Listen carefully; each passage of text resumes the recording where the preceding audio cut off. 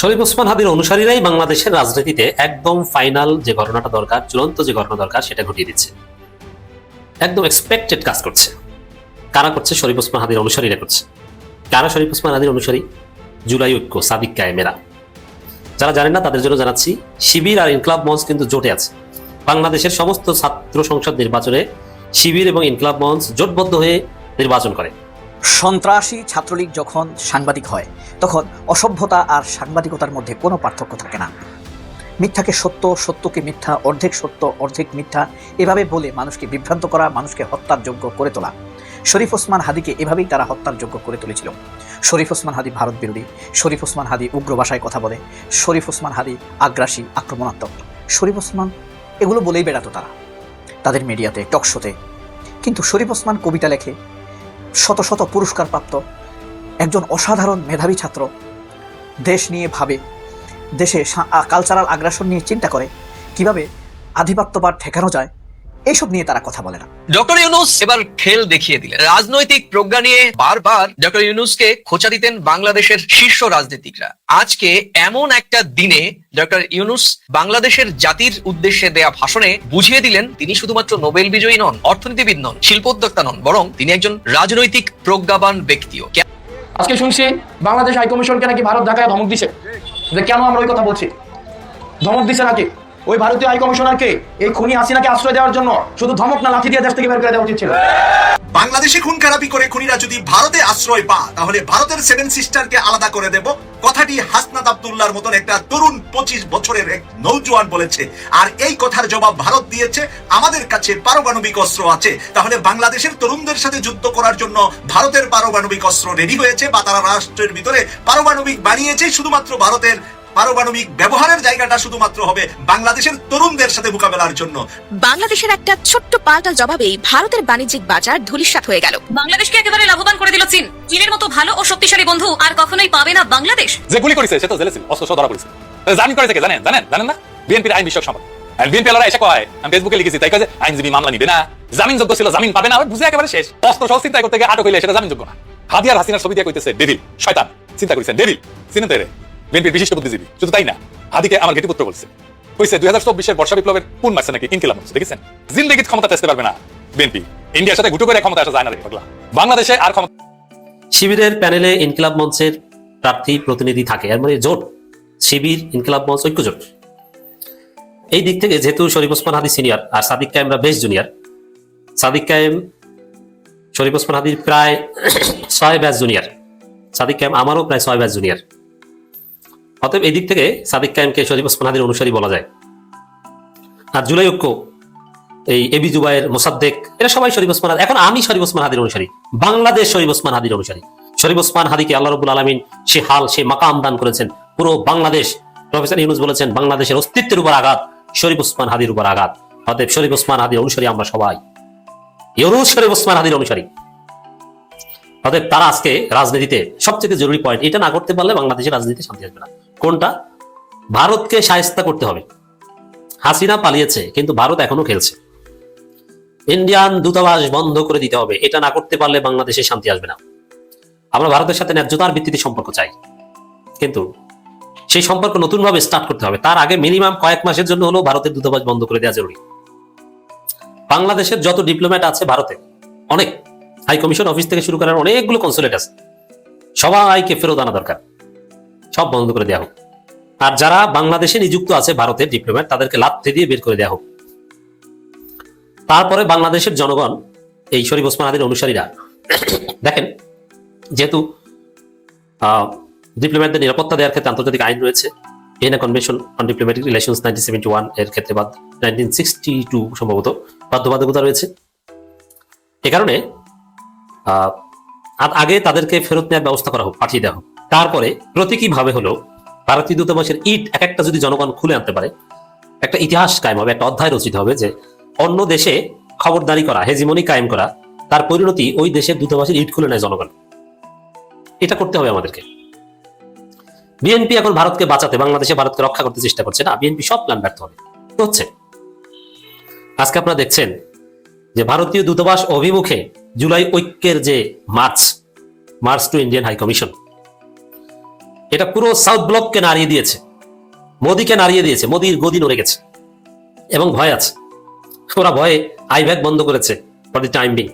শুধু আইভ্যাক না, তোমাদের দূতাবাস বন্ধ করে চলে যাও। সম্পর্ক বন্ধ করাটা জরুরি।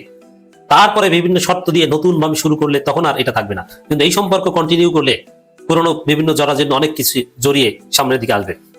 এজন্য একদম বন্ধ করে দেওয়া হোক, তারপরে শিক্ষা দেওয়া হোক, বাংলাদেশ নতুন ভাবে স্টার্ট করবে। আর বাংলাদেশ ভারতের সাথে সম্পর্কের ক্ষেত্রে বাংলাদেশের জরুরত নেই, বিকল্প আছে। শুধু চীনের কাছে বলেন, এরা বিকল্প তৈরি করে দিবে।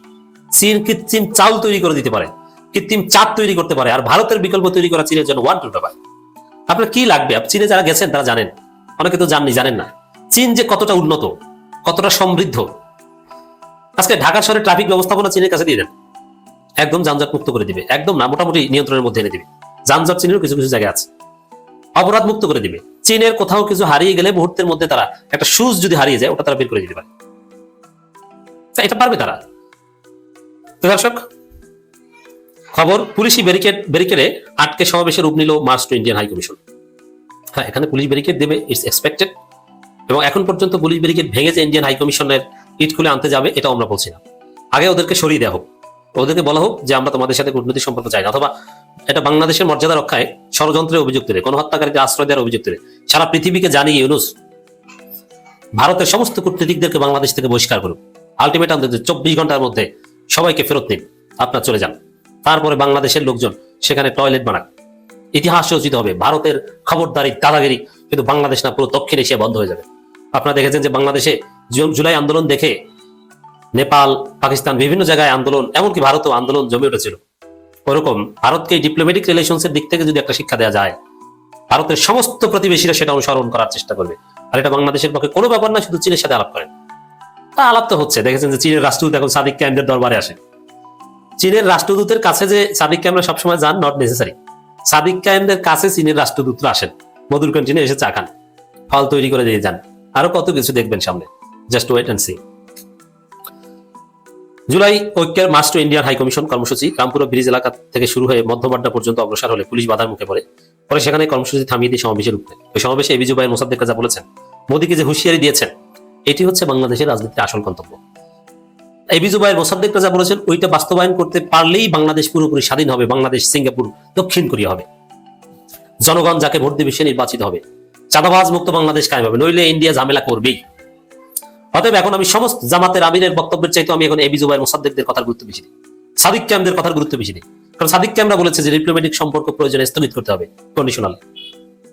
অতএব বিএনপি তো সরাসরি ভারতের দালালি করছে, জামাত অনেক ক্ষেত্রে কৌশলগত চুপ। যদিও জামাত ভারতের আধিপত্যবাদের বিরুদ্ধে যথেষ্ট সোচ্চার, কিন্তু রাজনৈতিক দলের পক্ষে এই জুলাই ঐক্যের মতো এতটা সিরিয়াস হওয়া সম্ভব নয়। এই কারণে শরীফ ওসমান হাদির রক্তের বিনিময়ে, শরীফ ওসমান হাদি যেহেতু শহীদ হবেন, শরীফ ওসমান হাদির শাহাদাতের বিনিময়ে বাংলাদেশ ভারতের আধিপত্যবাদ মুক্ত হবে। শরীফ ওসমান হাদির শাহাদাতের সাথে সাথে বাংলাদেশ গর্জে উঠবে। ইন্ডিয়ান হাই কমিশন অফিসের ইট খুলে আনবে তরুণরা, সেই উদ্যোগ নেওয়া হবে। শরীফ ওসমান হাদির রক্ত বাংলাদেশের 54 বছরের গোলামীর জিনজির এই রক্তের মাধ্যমে ছিন্ন হয়ে যাবে। অতএব দর্শক, শরীফ ওসমান হাদির অনুসারীরাই এখন বিএনপির সব প্ল্যান ব্যর্থ করে ভারতকে বাংলাদেশ ছাড়া করবে। সন্ত্রাসী ছাত্রলীগ যখন সাংবাদিক হয় তখন অসভ্যতা আর সাংবাদিকতার মধ্যে কোনো পার্থক্য থাকে না। মিথ্যাকে সত্য, সত্যকে মিথ্যা, অর্ধেক সত্য অর্ধেক মিথ্যা, এভাবে বলে মানুষকে বিভ্রান্ত করা, মানুষকে হত্যার যোগ্য করে তোলা। শরীফ ওসমান হাদিকে এভাবেই তারা হত্যার যোগ্য করে তুলেছিল। শরীফ ওসমান হাদি ভারত বিরোধী, শরীফ ওসমান হাদি উগ্র ভাষায় কথা বলে, শরীফ ওসমান হাদি আগ্রাসী, আক্রমণাত্মক। শরীফ ওসমান এগুলো বলেই বেড়াতো তারা তাদের মিডিয়াতে, টকশোতে। কিন্তু শরীফ ওসমান কবিতা লেখে, শত শত পুরস্কার প্রাপ্ত একজন অসাধারণ মেধাবী ছাত্র, দেশ নিয়ে ভাবে, দেশে কালচারাল আগ্রাসন নিয়ে চিন্তা করে, কিভাবে আধিপত্যবাদ ঠেকানো যায়, এইসব নিয়ে তারা কথা বলে না। আশ্চর্য লাগে না? কুকুরের জন্য তাদের দরদ উপচে পড়ে, শরীফ ওসমান হাদির জন্য তাদের দরদ লাগে না। সীমান্তে মানুষ মেরে ফেলে, তাদের জন্য কোনো দরদ লাগে না। গতকাল ডাক্তার শফিক, একটা রাজনৈতিক দলের নেতা, জামায়াতের নেতা, সে বড় একটা জনসমাবেশে বক্তৃতা দিয়েছে তার দলের নেতাকর্মীদের উদ্দেশ্যে। সেখানে সে কি বলেছে, যে আওয়ামী লীগ 3 স্টাইলে 3 বার ক্ষমতায় এসেছে। 1972 সালের 10 জানুয়ারি থেকে 75 15 আগস্ট, 1996 সাল থেকে 2000, এরপরে 2008। 72 সালে তারা যে ফ্যাসিবাদী দুর্ভিক্ষ, ইলেকশন রিগিং এসব কায়েম করেছিল, যে ফ্যাসিস্ট তৈরি হয়েছিল, এর জন্য 15ই আগস্ট ঘটেছে। যারা শেখ মুজিবকে মেরেছে তারা এক একজন বড় বড় মুক্তিযোদ্ধা, উপাধিপ্রাপ্ত মুক্তিযোদ্ধা, রশিদ, ফারুক, হামিদ। এরপরে 96-তে এসে শেখ হাসিনা তসবি নিয়ে মাথায় পট্টি বেঁধে মানুষের কাছে ক্ষমা চেয়েছে। জামায়াতের আমির এই কথাটা বলেছে যে শেখ হাসিনা বলেছে আমাদেরকে মাফ করে দেন। আর এই কথাকে বিকৃত করে এখনকার টেলিভিশন গ্লোবাল টিভিতে সাইদ খান নামের এক তথাকথিত সাবেক ছাত্রলীগ নেতা, সন্ত্রাসী ছাত্রলীগ নেতা, এখন সাংবাদিক, সে বলছে জামায়াত নাকি ক্ষমা চাইছে। কয়েক সেকেন্ডে আপনাদেরকে তার কথাটি একটু শোনাই, জাস্ট একটু শুনুন। তারা আজকে জামাত ইসলামী, খোলামেলাই বলি, জামাত ইসলামী প্রকাশ্যেই সমাবেশ করে বলেছে যে তারা ভালো হয়ে গেছে এবং 71-এ জুলুম অত্যাচারের জন্য তারা নিঃশর্ত ক্ষমা চেয়েছে। কিন্তু আসলে যদি এটা তারা স্বীকার করে তাহলে সেই গণহত্যার কি হবে? তাই কে নিবে? যদি স্বীকার করে তাহলে তো গণহত্যার দায়ও তাদেরকে নিতেই হবে। দেখছেন বাস্টার্ডিজম কোন লেভেলের হতে পারে, ইতর কোন লেভেলের পর্যায়ের হতে পারে। এই টেলিভিশনটার ঊর্ধ্বতন কর্মকর্তাকে জানেন? নাজনীন মুন্নি, আরেক টাউট, বৈতাল, অন্ধকার গলির মহিলা। নাইলে কোনো নৈতিক মানুষ এত মিথ্যা কথা বলতে পারে? দেখেন সাংবাদিকতার মুখোশ পরে সন্ত্রাসী ছাত্রলীগ কিভাবে ঘাপটি মেরে টেলিভিশন স্টেশনগুলোতে বসে আছে। বর্তমানে 2টা টেলিভিশনে মুখোশ পরে এরা বসে আছে সবচাইতে বেশি। একটা হলো চ্যানেল 1,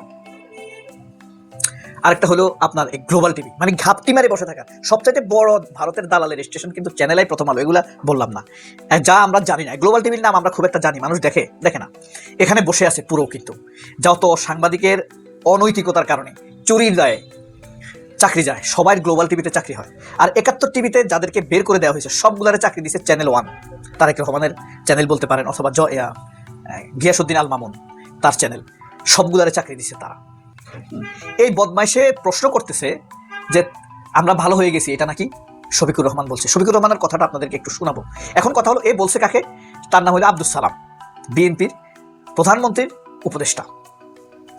এসব লেভেলের নেতারা কোনো সমাবেশের বক্তৃতা পুরা শুনে, তার উপরে ডাক্তার শফিকুর রহমানের কথা এই বদমাইশে পুরা শুনছে। শোনার পরে তার উচিত ছিল শুধরে দেওয়া, যে তুমি ঠিক বলো নাই। এ আবার বলতেছে কি হ্যাঁ দায় তাদেরকে নিতে হবে। এই সাংবাদিকদের জন্য আপনি কি করবেন? এর জন্য আর এর বস নাজনীন মুন্নির জন্য কি করবেন? 10 টাকার একটা ডিম রাখতে পারেন, রাস্তার বালু রাখতে পারেন, অথবা জুতা, ছেঁড়া জুতা একটা পলিথিনে রাখতে পারেন। দেখলে ডাইরেক্ট মারতে পারেন জুতা, অথবা দূর থেকেও মারতে পারেন। আর ডিম যদি আপনার হাত ঠিক থাকে, নিশানা ঠিক থাকে, তাহলে ডিম দূর থেকে মারবেন, পিছে যাতে না পড়ে, মুখে যাতে পড়ে, ঠিক আছে? মরবে না ডিম মারলে। এটা হলো ক্ষোভ প্রকাশ করানো, গণতান্ত্রিক ক্ষোভ প্রকাশ যাকে বলে, ঠিক আছে?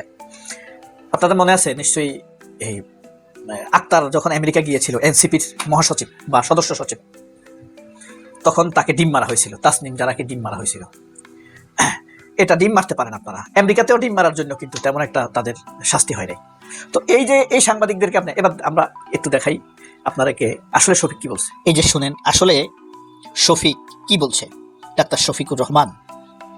96 সালে ক্ষমতায় আসার আগে হাত জোড় করে তারা জনগণের কাছে ক্ষমা চেয়েছে।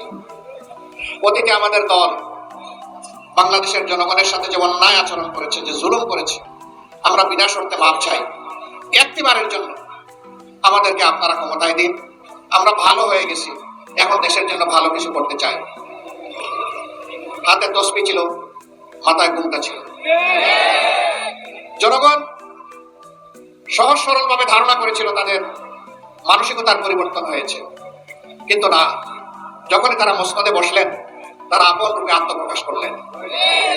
চট্টগ্রামে গিয়ে বলেছিলেন, চট্টগ্রামের নেতাদেরকে তিরস্কার করে একটা হত্যাকাণ্ডের ঘটনাকে কেন্দ্র করে দেখেছেন, তিনি বলেছে 96 সালে ক্ষমতায় আসার আগে হাত জোড় করে ক্ষমা চেয়েছিল, আমরা ভালো হয়ে গেছি, আমাদেরকে মাফ করে দেন। কার কথা বলছে? শেখ হাসিনা মাথায় পট্টি বেঁধে থাকতো, হাতে তসবি থাকতো। তৎকালীন প্রধানমন্ত্রী ক্ষমতায় আসার পর দেশকে আবারও লাশে ভরিয়ে দিয়েছেন। তারপরে কি বলেছেন? চট্টগ্রামে গিয়ে তিনি বলেছেন, তোমরা কি হাতে চুনি পরে বসে থাকো, একটি লাশের বদলে 10টি লাশ পড়বে। এই বক্তব্যটা দিয়েছেন। এই বক্তব্যটাকে বিকৃত করেছে কে? এই গ্লোবাল টিভি। শুধু গ্লোবাল টিভি করে নাই, এটা ইনকিলাব করেছে, চ্যানেল 24 করেছে, প্রথম আলোর ডিজিটাল ভার্সনে করেছে ইউটিউবে, তারপর বিজনেস স্ট্যান্ডার্ড করেছে, জাগো নিউজ করেছে, ইনকিলাব করেছে, বিডি নিউজ করেছে, বাংলা নিউজ করেছে, এবং নিউজ 24 এটা করেছে। তবে ইনকিলাব এটার জন্য দুঃখ প্রকাশ করেছে, কিন্তু ক্ষমা চায়নি। দেখেন মিথ্যা, নাজনীন মুন্নির শিষ্য এরা। নাজনীন মুন্নি এক বেয়াদব অমানুষ, কুকুরের জন্য কাঁদে, সীমান্তে মানুষ মারা গেলে তাদের মায়া লাগে না। জয় মামুন নামের মতো একটা ছাত্রলীগের পান্ডাকে অ্যারেস্ট করছে নির্দিষ্ট কারণে। ডক্টর ইউনূসের গ্রামীণ ব্যাংকে হামলা করার উস্কানি দিয়েছে, ডক্টর ইউনূসের বাড়িতে হামলা করার উস্কানি দিয়েছে, এসব কারণে তাকে অ্যারেস্ট করেছে। এরা বলছে এই সাংবাদিককে অ্যারেস্ট করা যাবে না, অ্যারেস্ট করছে একটা সন্ত্রাসীকে, হামলার উস্কানিদাতাকে। আর নাজনীন মুন্নি বলছে এখানে হামলা করা যাবে না। এটা নিয়ে টকশো করছে, খালেদ মহিউদ্দিন টকশো করছে, নাজনীন মুন্নি করছে। কিন্তু এই যে সীমান্তে দুইটা মানুষ মেরে ফেলছে, ওসমান হাদিকে অ্যাটেম্প টু মার্ডার, মৃত্যুর মুখোমুখি দাঁড় করিয়ে দিয়েছে, এদের মায়া লাগে না, একটা টকশো করে নাই। আল্লাহ হাফেজ, আসসালামু আলাইকুম। ভারতীয় হাইকমিশনারকে তলব করা হয়েছিল ঢাকায়, আবার আজকে দিল্লিও বাংলাদেশ হাইকমিশনারকে তলব করেছে। এটা পাল্টাপাল্টি তলব করা মানে হচ্ছে আমিও কম না, তোমারটা ঠিক না, আমিও কিন্তু পাল্টা জবাব দিলাম, একটা জবাব দিল ভারত। তো এই অবস্থার মধ্যে তহিদ হোসেন আজকে তাকে প্রশ্ন করা হয়েছে তো নির্বাচন নিয়ে তাদের যে মতামত, সেখানে বলছেন যে আমাদের নসিহত করা হয়েছে নির্বাচন নিয়ে উপদেশ চাই না, ভারতের কাছ থেকে নির্বাচন নিয়ে উপদেশ বাংলাদেশ চায় না। আসলে চাওয়ার মানে এটা উচিত না এবং এটা প্রত্যাশাও করা যায় না, কারণ 15 বছরে একটা দিনের জন্য এই যে সুষ্ঠু অংশগ্রহণমূলক জবাবদিহিমূলক যে নির্বাচনের কথা এখন বলছে, আগে তারা কখনো এই শব্দগুলো উচ্চারণ করেনি। বারবার তারা বলছে যে নির্বাচনটা মানে বাংলাদেশের জনগণের এবং ওই দেশের জনগণই ঠিক করবে নির্বাচন কিভাবে হবে। তার মানে দেশের জনগণের মানে কি, ওই দেশের জনগণের নিয়ন্ত্রণ ছিল আওয়ামী লীগই ঠিক করবে, এরকমই আর কি। এই যে টার্মগুলো এখন ভারত ইউজ করে, এই টার্মগুলো আগে পশ্চিমারা ইউজ করতো, এখন তারা করছে। এটা তো লজ্জার ব্যাপার। এটা কেন বলে? যে এই সমস্যাটা হয়েছে যে বাংলাদেশ শঙ্কা করছে যে ওই ওসমান হাদিকে গুলি করে দুর্বৃত্তরা পালিয়ে গেছে ভারতে, সেইটা যাতে তাদেরকে ফেরত দেয়। হ্যাঁ, এটা ঠিক। আরেকটু একদম তথ্য প্রমাণ নিশ্চিত হয়ে বললে ভালো হতো, এতটা মানে সুনির্দিষ্ট হওয়ার আগেই ডাকাটা হয়তো উচিত হয়নি, সেটা হয়তো একটু আগ বাড়ায় বেশি হয়েছে। কিন্তু এটার সাথে তো আরো একটা ইস্যু ছিল, শেখ হাসিনার এবং আসাদুজ্জামান খান কামাল যাদের দুইজনকে দণ্ড দেওয়া হয়েছে তাদেরকে ফেরত দেওয়ার ইস্যু ছিল। তো সব মিলে মানে বাংলাদেশ এটা প্যাকেজ আকারে প্রণয় ভার্মার কাছে তুলে ধরছে যে এইগুলি যাতে করা হয়, তাহলে অস্থিতিশীল হবে। সাথে সাথে ওই দিন দিল্লি প্রতিবাদ করছে, আর আজকে প্রতিবাদ করে ক্ষান্ত হয়নি। বাংলাদেশের হাইকমিশনারকে তলব করে তারা বলছে যে এইভাবে কোনো বিশ্বাসযোগ্য প্রমাণ ছাড়া এই ধরনের কথাবার্তা বলা এটা উচিত না, এবং তারা বলছে যে বাংলাদেশের অস্থিতিশীলতা তারা চায় না, স্থিতিশীলতা চায়। এই ধরনের নানা রকম কথাবার্তা বলছে। বলার পর আবার বলছে নির্বাচন নিয়ে, অথচ নির্বাচন নিয়ে কিন্তু প্রশ্নটা মানে এমন কোনো বিষয় না যে বাংলাদেশের নির্বাচন তারা বানচাল করতেছে, এইরকম বিষয়টা তা বলেনি। কিন্তু তারা আগ বাড়ায় ওই আবার যে কোনো বিষয়তে এখন নির্বাচনের প্রসঙ্গটা টানছে, সেই টানার অংশ হিসেবে তারা এই কথা বলছে। সেই কারণে বলছে যে বাংলাদেশের নির্বাচন কেমন হবে এটা নিয়ে আমরা প্রতিবেশীদের উপদেশ চাই না। আগে অবশ্য তাই বলা হতো, ওই শেখ হাসিনা ওই ভাষায় বলতে, যে পশ্চিমাদের উপদেশ দেওয়ার কিছু নাই, তাদের গণতন্ত্র আমাদের গণতন্ত্র তাদের চেয়ে উন্নত, এই কথা বলতেন আমাদের তখনকার আওয়ামী লীগের নীতি নির্ধারকরা। এখন সামনে আমরা একটা ভালো নির্বাচনের দিকে যাচ্ছি, এই মুহূর্তে তো আমাদের নসিহত করার কোনো প্রয়োজন নেই। তো যাই হোক, এখন বোঝা যাচ্ছে যে টানাপোড়েন চলবে। তহিদ হোসেন বলছেন সর্বশেষ যে বক্তব্য এসছে তাতে আমাদের নসিহত করা হয়েছে, এটা কোনো প্রয়োজন আছে বলে মনে করি না। বাংলাদেশের নির্বাচন কেমন হবে এটা নিয়ে আমাদের প্রতিবেশীদের উপদেশ চাই না। পররাষ্ট্র উপদেষ্টা আরো বলছেন যে এই সরকার ডে 1 থেকে স্পষ্টভাবে বলে আসছে যে আমরা অত্যন্ত উঁচু মানের মানুষ যেন ভোট দিতে যায় এমন পরিবেশ সৃষ্টি করতে চাই, যে পরিবেশ গত 15 বছর ছিল না। ভারত আমাদের এটা নিয়ে উপদেশ দিচ্ছে, এটাকে আমি সম্পূর্ণ অগ্রহণযোগ্য মনে করি। তারা জানে এর আগে গত 15 বছর যে সরকার ছিল তাদের সঙ্গে অত্যন্ত মধুর সম্পর্ক ছিল। ওই সময় নির্বাচনগুলো যে প্রহসনমূলক হয়েছিল সে সময় তারা একটি শব্দ উচ্চারণ করেনি। খুব ভালো কথা বলছে। এখন সামনে আমরা একটা ভালো নির্বাচনের দিকে যাচ্ছি, এই মুহূর্তে তো আমাদের নসিহত করার কোনো প্রয়োজন নেই।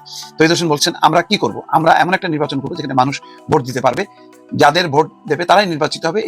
এটা এর আগে গত 15 বছর ঘটেনি। এটা সত্য। আগে দেশের মানুষের স্বার্থ কথা যখন শুরু করেছি আমরা পিছনে ফিরে যাওয়ার সুযোগ নেই। লেডিস এন্ড জেন্টলম্যান, আজকে প্রথমে বলি যে বিজয় দিবস আজকে আপনারা অবজার্ভ করেছেন, commemorated today is great এটা বাংলাদেশের জন্য, বাট ডেফিনেটলি আমরা টেকনিক্যাল কারণে কিছু জিনিস আমরা বলতে বাধ্য এগুলা লেডিস এন্ড জেন্টলম্যান বিজয় দিবসকে নিয়ে। তবে আজকে বিজয় দিবসে আপনার নরেন্দ্র মোদীর পোস্ট এই প্রথম বাংলাদেশের জনগণের দৃষ্টি আকর্ষিত হয়েছে, drawn their attention and রীতিমতো washed away by comments and reactions by Bangladeshi Gen Z ladies and gentlemen। অর্থাৎ মোদীর আজকের এই পোস্টে বাংলাদেশিরা মারাত্মক প্রতিক্রিয়া দেখিয়েছেন এবং তা তুলপাড় সৃষ্টি করেছে। ইতিমধ্যেই এই প্রথম 54 বছর পরে বাংলাদেশের জনগণ, আগে একটা কমেন্ট আমার মনে আছে, সম্ভবত 3 বছর আগে একটা প্রশ্ন করেছিলাম, এই কমেন্টটা যেহেতু 3 বছর আগে পাচ্ছি না আমি, ওইভাবে না, রাফভাবে না, শুধু প্রশ্ন করেছিলাম সেখানে, যেহেতু আওয়ামী লীগ ক্ষমতা ছিল তখনকার সময়, যে ফেসবুক তো নষ্ট করে ফেলতো তারা, এই বই আমরা প্রতিবাদ করতাম না তখন, গিয়ে তাদের এখানে আপনি আসতে পারবেন না আমার অ্যাকাউন্ট নিয়ে অনেক ক্ষেত্রে, কারণ ফেসবুক তখন আওয়ামী লীগের যারা আছে এরা এখান থেকে এরা নির্দেশ দিত, লিঙ্ক দিত বা ধরে নিয়ে আসতো, এখান থেকে চেক করে। এটা একটা ভয়ঙ্কর পরিস্থিতি ছিল। বিজয় দিবসের আজকের এই প্রাক্কালে বাংলাদেশের রাজনীতিবিদ নামক বিবৃতিবাজ, দুর্নীতিবাজ, অদক্ষ, অপদার্থ মূর্খ চরম দেশপ্রেমহীন রাজনীতিবিদদের ধিক্কার জানিয়ে আজকের এই দিনে আমার লাইভ শুরু করলাম ladies and gentleman. Why I say that? আপনারা জানেন যে 1971 সালে বাংলাদেশের স্বাধীনতার 16 ডিসেম্বর যে বিজয় দিবস আমরা পালন করি, সেই বিজয় দিবস নিয়ে ভারতের প্রধানমন্ত্রী নরেন্দ্র মোদী বা ভারতীয় গভর্নমেন্ট 54 বছর ধরে এটা নিজেদের দাবি করে তারা প্রতিষ্ঠা করে, তারা এটা আমরা না যতটা পালন করি, তারা সেটা উচ্ছ্বাসের সহিত পালন করে তারা বিজয় দিবস। সেখানে বাংলাদেশের নামটা পর্যন্ত উল্লেখ থাকে না। অর্থাৎ বাংলাদেশের সাথে যে যুদ্ধ হয়েছে, মানুষ মরেছে বাংলাদেশের, আপনি 30 লক্ষ বলেন আর আপনি 15,000 বলেন, যাই বলেন না কেন, একটা অ্যামাউন্ট তো মরেছে। সেই জায়গাতে বাংলাদেশের নাম নিশানা নাই, কিন্তু তারা বিজয় দিবস পালন করে, এটা তাদের বলে। ধিক্কার দেই ভারতীয় প্রধানমন্ত্রী নরেন্দ্র মোদীর এই মূর্খতাকে এবং বাংলাদেশ বিরোধী এই প্রপাগান্ডাটাকে। সেই সাথে ধিক্কার জানাচ্ছি বাংলাদেশের অপদার্থ রাজনীতিবিদ এবং রাজনৈতিক নেতৃবৃন্দ যারা 54 বছর দেশ শাসন করেছেন। একটিবার আপনাদের বাপের ক্ষমতা হয়নি জিজ্ঞেস করার what the hell is this? আমাদের স্বাধীনতা, আপনি বলছেন আপনার স্বাধীনতা, আপনার বিজয় দিবস, এটা স্বাধীনতা দিবস না, বিজয় দিবস, আপনার এই বিজয় দিবস, এটা কিভাবে সম্ভব? আপনি বলবেন আপনি সহযোগিতা করেছেন। আমি বলেছি গতকালকেও, উনি বলতে পারে তো, ভারত বলতে পারে আমাদের প্রচেষ্টায়, আমাদের একমাত্র সহযোগিতায় বাংলাদেশ স্বাধীন হয়েছে, কারণ বাংলাদেশ স্বাধীন হতে পারতো না, তাদের মানুষ আত্মত্যাগ করেছে, আমরা এখানে না। সরাসরি এটা বলছে ভারত পাকিস্তানের যুদ্ধ। এই জন্য আমি গতকালকে প্রশ্ন করেছিলাম, আমার এই জিম থেকে যে লাইভটা করেছিলাম রাত্রে, আমি সেখানে বলেছিলাম তাহলে প্রশ্ন উঠে যে এই বিজয় দিবস যদি ভারত পাকিস্তান হয়ে থাকে, তাহলে জামায়াত ইসলামের ভূমিকা নিয়ে যদি প্রশ্ন তুলি এখন, তাহলে জামায়াত তো ভারতের বিপক্ষে অবস্থান নিয়েছে, পাকিস্তান তার দেশের পক্ষে অবস্থান নিয়েছে। রংটা কোথায়? Definitely there is a discrepancy, obviously, but technical কারণে এই কথাটা এখন আমাদেরকে বলতে হবে তাদের অপরাধটা কোন জায়গাতে ছিল। এখন বাংলাদেশের দালাল যেগুলো আছে, এবারে দেশের ভিতরে বসা মূর্খ দুর্নীতিগ্রস্ত, 2 টাকা দিলে এদিক সেদিক যায়, এরা আপনাকে নানা বক্তব্য এবং সব বক্তব্য মরে বাদ দেন। এরা ছিল 54 বছর ছিল বলেই আজকে 1971 সালের আপনার 1974 সালে স্বাধীন হওয়া মালয়েশিয়া পৃথিবীর অন্যতম একটি রাষ্ট্র, আর আমরা এখানে বসে আছি শুধুমাত্র এই স্বাধীনতা নিয়ে ব্যবসা করা এই কুলাঙ্গারের বাচ্চা রাজনীতিবিদদের কারণে আজকে আমাদের দেশ এখনো এই পতিত অবস্থা আছে। এখান থেকে উত্তরণের পথ একটাই, যদি আমরা নির্বাচনের মাধ্যমে কোনো সত্যিকারের কোনো পরিবর্তন আনতে পারি, না হলে আবারও হবে। কেননা পলিসি নয়, পরিবর্তন নয়, জীবন মানের উন্নতি নয়, উন্নয়ন নয়, দেশের সার্বিক পরিস্থিতি, রাষ্ট্রীয় প্রতিষ্ঠানের উন্নয়ন নয়। তারা মনে করে 1971 কোনো গান গেয়েই তারা বাংলাদেশে রাজনীতি করবে আর লুটপাট করবে বিজয় দিবসের আপনার এই কি দিয়ে। বিজয় দিবস আমার বাবাই করেছিলেন, আমার দাদাই করেছিলেন, সুতরাং এই দেশটা আমার টাকশাল, আমি এখানে লুটপাট করতেই পারি, কেউ কিছু বলতে পারবেন না।